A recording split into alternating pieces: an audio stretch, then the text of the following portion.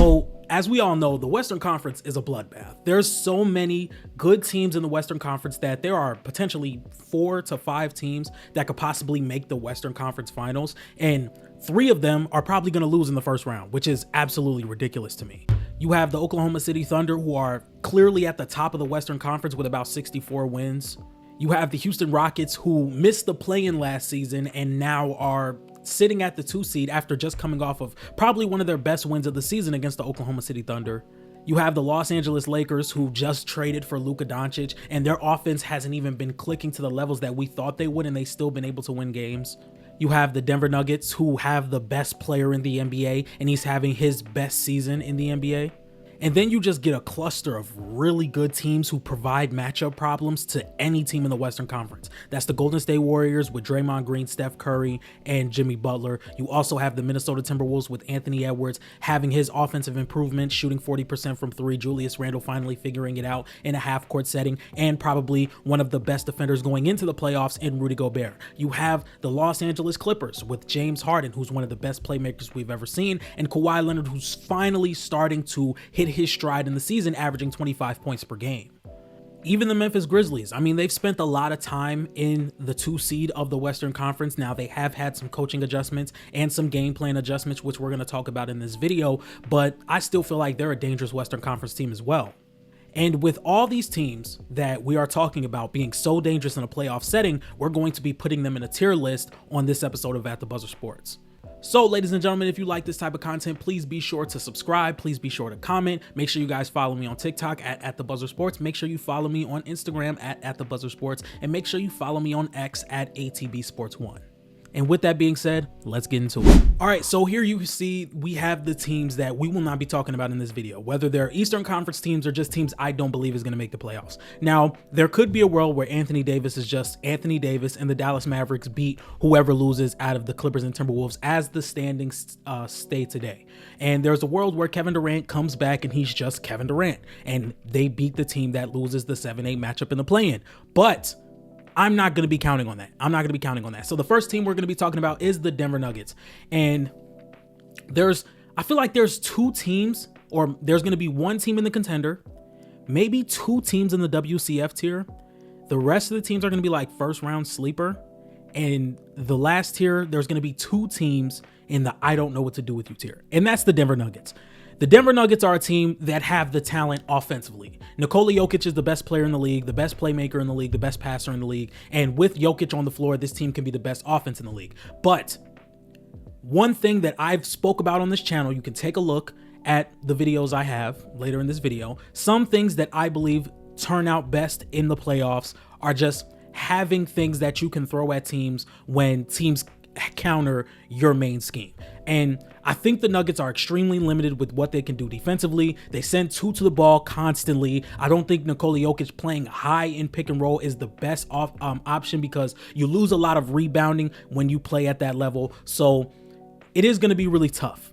But in the end of the day, I still have a lot of faith in the Denver Nuggets offense and the fact that they can lock in defensively for a few possessions to win a playoff series. But I just don't know if I would bank on it. If they were to see Minnesota in the first round, I don't know if I would have Denver moving on. Even Golden State. I think Golden State provides them a lot of problems because they're just going to be moving around defensively. They're going to switch. They're going to rotate. They're going to be very active on the perimeter. And offensively, I just don't know if they have the counterparts to deal with a Jimmy Butler and Steph Curry, with Brandon Podziemski playing the way that he's been playing and Moses Moody being one of the smarter starters or role players in the NBA. So it's tough. If they see a team like Memphis, I'm confident that they can win that series. If they see a team like Los Angeles, if they see a team like the Clippers, I'm confident that they may win that series. I'm not 100% sure. But the best team or the best matchup for them, in my opinion, right now would be the Memphis Grizzlies. That's why I would say I don't know what to do with you, because if they were to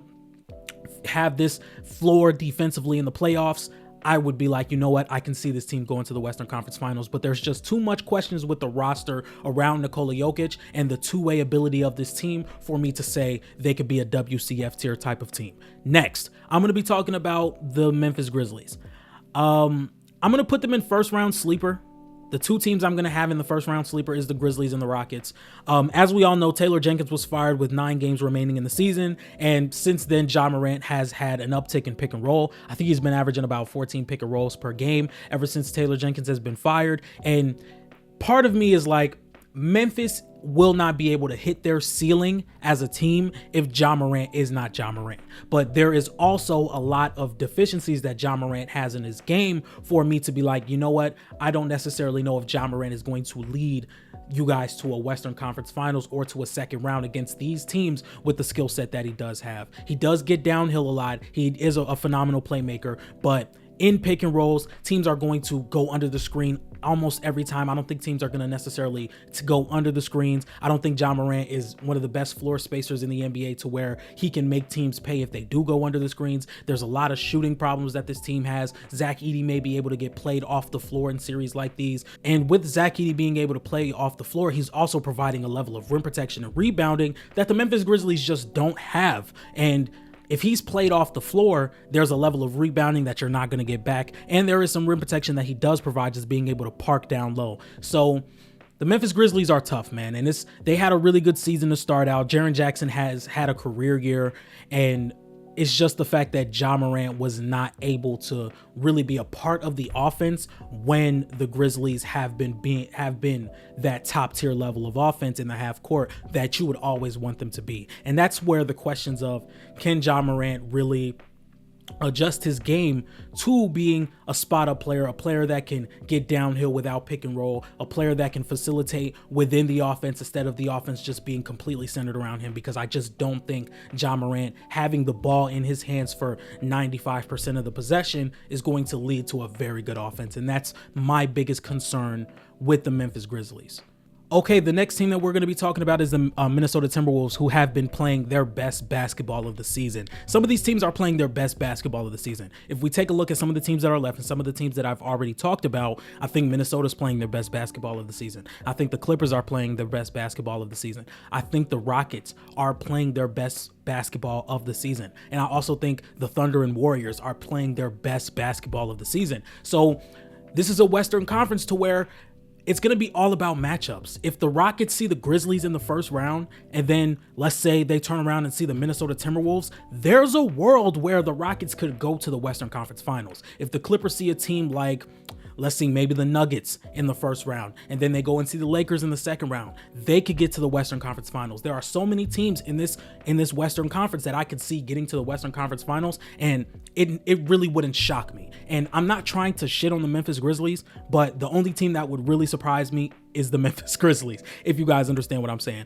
But the Minnesota Timberwolves have been figuring it out. And I think one of Ant's biggest concerns has just been him as a playmaker. And I don't necessarily think he's there yet for me to say that he's a plus level playmaker, but I definitely do see the improvement. He's starting to make skip passes a little more. He's starting to dump the ball off to Rudy Gobert in pick and roll opportunities. And the pull up 3-point shooting is also something that's going to be a extreme problem. And Minnesota is also extremely deep. You have Dante DiVincenzo and Nickeil Alexander-Walker, who's a great shooter, and Dante DiVincenzo and a great point of attack defender in Nickeil Alexander-Walker. You have Naz Reid, who is one of the better scoring bigs in the entire NBA with his ball handling, his shooting, and his driving to the rim. I really like what Naz Reid is doing. Julius Randle has found a way to put himself into the offense a lot better instead of stopping the ball when he gets it. He's spot up shooting a lot more. He's rebounding. He showed a better effort on defense. He's cutting to the basket more. He's playing more off of Anthony Edwards instead of stopping the ball when he gets it. And he also can be a secondary playmaker. He's not a fantastic playmaker, but he's somebody I can say that can make the right read, and he can make the right read consistently in a playoff setting. So I'm going to put Minnesota in a Western Conference Finals tier. And I haven't even talked about Rudy Gobert, who can walk into these playoffs as the best defender in the Western Conference. You have guys like Chet, Draymond, and Rudy Gobert. Those are probably going to be my 3 best defenders going into the Western Conference playoffs. And having that as your defensive anchor and having lineups you can go to where there's just pure spacing around Anthony Edwards. You can have Mike Conley, Ant, Dante DiVincenzo, Julius Randle, and Naz Reid, and you can really space out the floor and let teams worry about Naz Reid and Dante DiVincenzo in the corner while also guarding an Anthony Edwards pull-up 3 out of the pick and roll. So I think that's also something that you can really use to weaponize. You can really weaponize that in a playoff setting. So when I look at Minnesota, they have a bunch of different lineups they can go to. They have plenty of different counters that they can use against OKC. Nickeil Alexander-Walker can be in the starting lineup and he can guard SGA. They have lineups that they can go to against Golden State where they can go small and try and negate the fact that nobody's going to be paying attention to Rudy Gobert offensively. They have lineups they can go to against the Lakers where they can really out-physical the Los Angeles Lakers, out-rebound them, and really attack their point of attack defense and the lack of a point of attack defense that they have. The same thing could be happening with Denver. We looked at the Denver game where they went to back-to-back OT. There was multiple possessions where they didn't necessarily have to go back-to-back and go to back-to-back overtime, because when Denver blitzed the ball, they just did not know what they were doing. And some of that could be on Anthony Edwards' playmaking, not noticing Julius Randle in the roll going to the basket later in the overtime, and that's something that can be concerning. But I do believe that Minnesota can make a run. I think Anthony Edwards has improved as a shooter a lot, and he's improved as a player. I do believe his playmaking has gotten better, and we're just going to have to see it in a playoff setting, because I do believe he's going to get blitzed and he's going to be forced to make these decisions as a playmaker, and we're going to see if he rises to the occasion. Okay, so the next team we're going to be talking about is the Los Angeles Clippers, and they've been playing some of their best basketball with James Harden averaging 20 plus points per game and I think 9 plus assists, and Kawhi Leonard, who's been averaging an efficient 25 points per game. And I think they also have a lot of players that they could bring off their bench because they're incredibly deep. When they talk about guys like Bogdan Bogdanovic, Ben Simmons comes into the lineup as well. That's another guy you could bring off the bench. I think the main aspect of the Los Angeles Clippers is Kawhi Leonard and how he's going to hold up. If Kawhi Leonard is healthy, I think the Clippers can be one of the better teams in the Western Conference. The way that they're going to be able to play defense with guys like Nicholas Batum, guys like Chris Dunn, guys like Ivica Zubac holding down the paint, even Kawhi Leonard playing in passing lanes the way that he does, I think he can be really good as well. I think Norman Powell is also going to bring some shooting into this lineup. I think Kawhi Leonard is going to be really efficient from the mid-range, and I think he's going to create really good shots for himself. The thing that I'm worried about, there's two things that I'm worried about actually. How well is James Harden going to be able to create good shots for himself, and how well is Chris Dunn going to be able to space the floor? Because there's been multiple possessions where Chris Dunn is just getting left wide open, and it's going to be up to him whether he makes those shots. Now, I'm not asking him to go 7 for 9 from 3. I'm just asking him maybe go 1 for 3, 2 for 4. You know, I think that could be really good for the Los Angeles Clippers. And James Harden just has not been able to get to the rim as effectively as he used to, which is expected. I think he's like 37 years old at this point. But if he can continue to just get some type of rim pressure and finish with his floaters that he does do, and get really good looks out of pick and roll, and he can knock down his shots, because James Harden is going to live on a tougher shot diet now than he has ever been, just because he does not have that burst and he just doesn't have that athleticism that he used to have. So it's going to be up to James Harden and Chris Dunn making shots. If they can make shots, I definitely see a world where they can be a WCF tier type of team. And I think they match up pretty well against some of these teams. I think the Warriors are going to have a tough time guarding Ivica Zubac down low. I think they can win the rebounding battle. And I definitely think they have the athleticism to move around on the perimeter like the Golden State Warriors do, with Chris Dunn moving around screens, with Kawhi Leonard playing passing lanes, and Ivica Zubac protecting the rim. So I think the Clippers are a WCF tier type of team. Up next, the Houston Rockets, which is a team that's been playing phenomenal basketball, but they just don't get, I think just some of their concerns outweigh how good they've been playing. For example, if we look at teams like Denver, Minnesota, the Clippers, the Thunder, Warriors, and Lakers, the Lakers all have that superstar aspect that can carry them through a playoff series if the team isn't playing well enough. If the team isn't making shots, if the role players aren't making shots, LeBron James and Luka Doncic can just go to another level. Same with Steph Curry, same with SGA, same with Kawhi Leonard, same with Nikola Jokic, same with Anthony Edwards. The Houston Rockets don't have that. And I don't think they have the spacing either to where guys like Dylan Brooks may get left open, or he may get helped off of. I think Amen Thompson is going to be helped off of as well. But the Rockets also do this thing where every game there's a different player that can go for 25 plus, and that would bring them just enough offensively to win the games with their defense, because they're also going to be very physical. They're not going to foul as much. They're going to rebound. They're going to get out in transition. They have a lot of athletes. They have guys like Jalen Green, Tari Eason, Jabari Smith Jr., Amen Thompson. These guys can kill you from transition off the rebound. These guys can be grab and go players and go up and down the court in transition like anybody else. And I think that's going to be tough. Now, I'm not going to sit here and say that the Houston Rockets are just going to get beaten 5 games, whoever they go against. I think Houston can give a 6 or 7 game series to anybody on this tier. But when it comes down to late in game, do they have that superstar, whether it's Jalen Green, whether it's Alperen Sengun, whether it's Fred VanVleet, even Amen Thompson, are they going to be able to show up for 4 games and have one of these players get 25 to 27 on a nightly basis to win 4 games out of a 7-game series? And that's where I get a little worried, because I don't think that they have that consistently. Now, Jalen Green can be that guy. Alperen Sengun can be that guy. Fred VanVleet can be that guy. But just like how they can be that guy, they can also shoot you out of this series.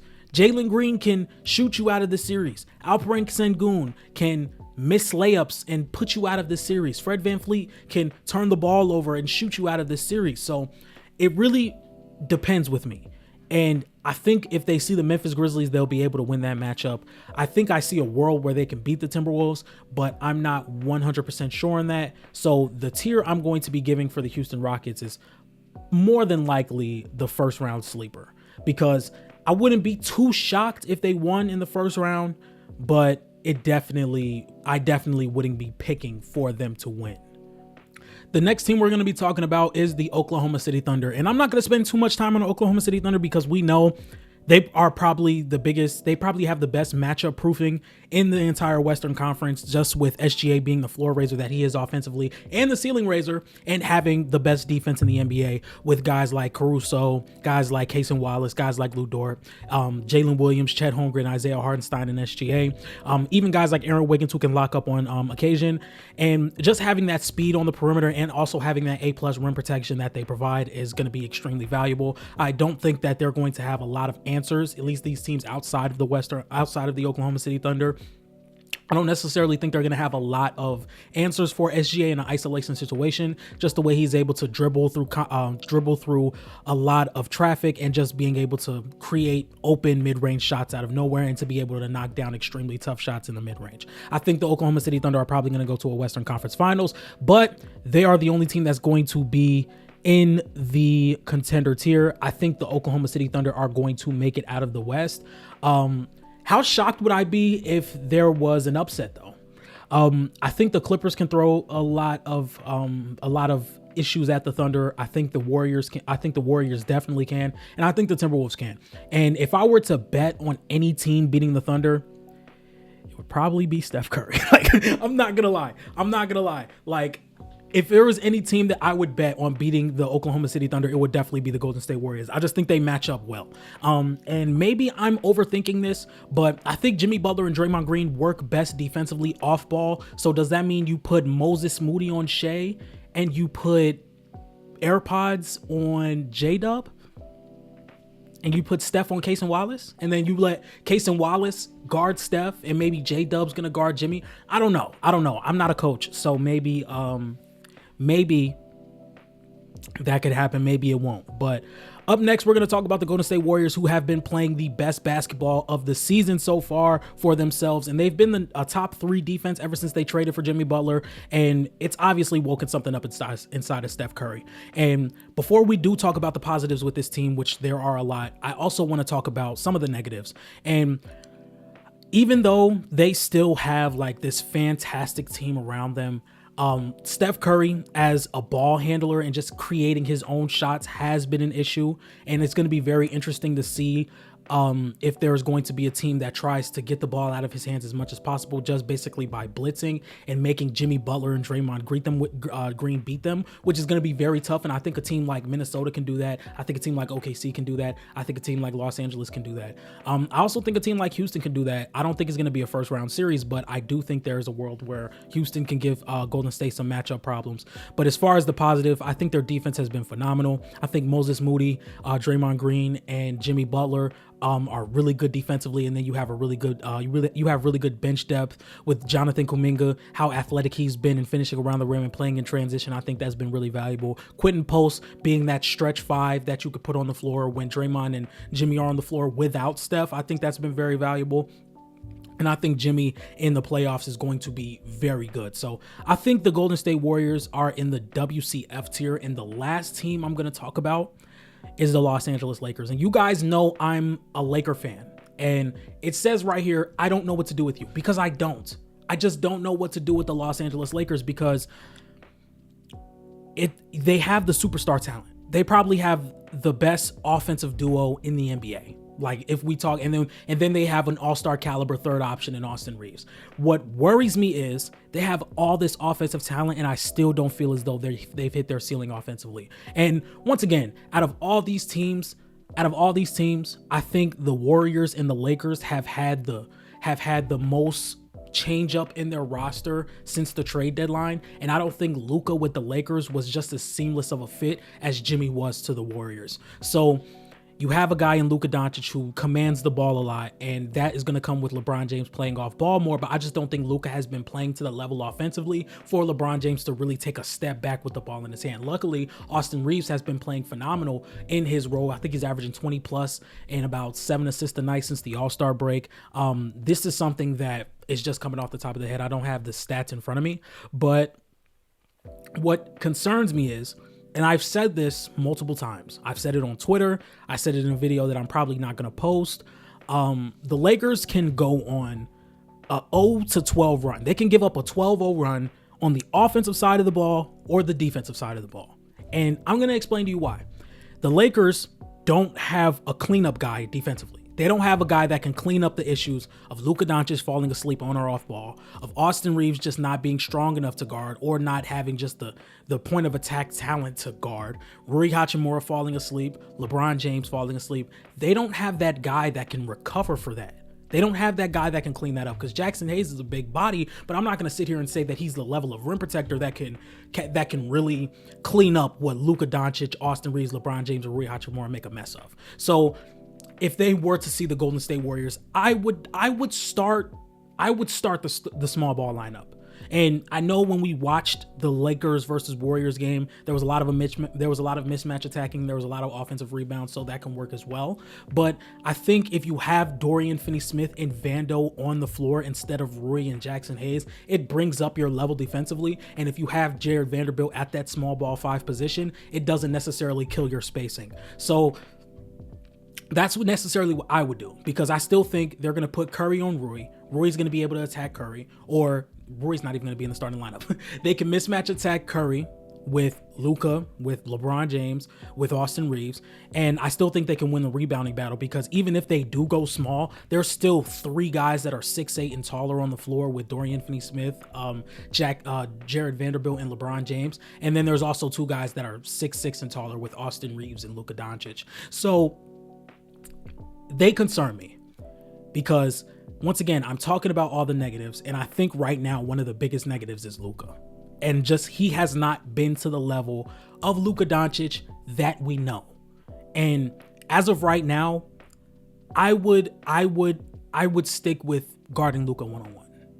If I'm going up against the Lakers, like, look, we're going to let Luka play one-on-one, because he has not shown me this season that he's going to be able to punish people for not sending a blitz. And once you send a blitz to Luka Doncic, you have 2 guys who can make decisions when the defense is in rotation in LeBron and Austin Reeves, and you also have a lob threat in Jackson Hayes, if that's the starting lineup that they're going to go with. So I would play Luka one-on-one, and if he starts burning us, then I'll start sending 2 to the ball. But I'm not going to play Luka. I'm not going to blitz Luka to start the game, because I just don't think that he's been the scorer that he has been in previous years with the Los Angeles Lakers for me to really send 2 to the ball. And if he shows me different and we lose a game off of it, so be it. We'll go the rest of the series not doing it. But once again, as of right now, Luka just has not shown me enough this season to send 2 to the ball. He just hasn't. And like I said earlier, with the Lakers just giving up 12-0 runs, is they can go on a stretch defensively. And I already spoke about this, just not having that cleanup guy, and guys can fall asleep continuously. LeBron, Austin Reeves, Luka, Rui, these guys can go to sleep offensively. We don't have an anchor to really clean that up. And then offensively, Luka can have struggles of just creating a good shot for himself. And once again, with a guy that has the ball in his hand like that all the time, if he's not going to create a good look, now he's passing out of a bad shot that leads to a lot of turnovers and a lot of bad shots and a lot of threes. If those threes don't go in, we got long rebounds, and now we're getting out in transition. The Lakers are one of the worst transition defenses in the league, but they also don't do a good job at making sure the other team can't get out in transition. So with giving up all these turnovers and giving up all these bad threes from Luka and even sometimes LeBron and AR or Rui Hachimura, they just put themselves in position to give up these 12-0 runs. And this is why it's so consistent, because we've seen in like the past 10 games, some of the games that the Lakers have won or lost, they've been up 15 or 20 in some of these games. So, and let's say start of the third quarter, midway through the third quarter, the Lakers are up 15 to 17 points. And then you look back in the start of the fourth quarter, they're up 4 points or they're down 4 points. And I think it's because of those reasons. So the Lakers are going to be in the tier where I don't know what to do with them, because I don't know what Luka I'm going to get in the playoffs. And if they told me that we're going to get a Luka that can get by people and create better looks than he's been creating ever since he's been in the Lakers, then they would instantly move up into the WCF tier. They would instantly do it. But until then, until I see it, they're just going to be right here. And it sucks because I'm a Lakers fan. All right, ladies and gentlemen, so if we take a look at the tier list before we get out of here, the first tier is contender, and that's going to be the Oklahoma City Thunder standing alone. I think they're currently 64-13 with about 5 games left to play. They play the Lakers later today. I'm recording this on Sunday. You guys aren't going to get this till Monday, so hopefully Luka has a masterclass against the Thunder and all these concerns go away. Up next, we have the WCF tier, which has the Minnesota Timberwolves, the Los Angeles Clippers, and the Golden State Warriors. Love what these teams are doing. Love how many different versatile lineups they can put out on the floor, and I think they can win a few series in the playoffs. First round sleeper is the Memphis Grizzlies and the Houston Rockets. Now, the Houston Rockets are, I think, better than the Memphis Grizzlies, and I definitely think they will probably upset one of these teams before the Grizzlies do. So, and up next with the Nuggets and the Lakers, they have the talent, but they just have so many holes in their roster to where I wouldn't be surprised if they found themselves in the Western Conference Finals, but I also wouldn't be surprised if they lost in the first round. So I don't necessarily know what to do with them. Okay, ladies and gentlemen, if you guys like this type of content, please be sure to like, comment, and subscribe. I'm going to be dropping videos 4 times a week from now on. I don't necessarily think I can do 6 times a week anymore. But anyways, thank you guys for watching. I truly do appreciate it, and I will see you guys next time. Peace.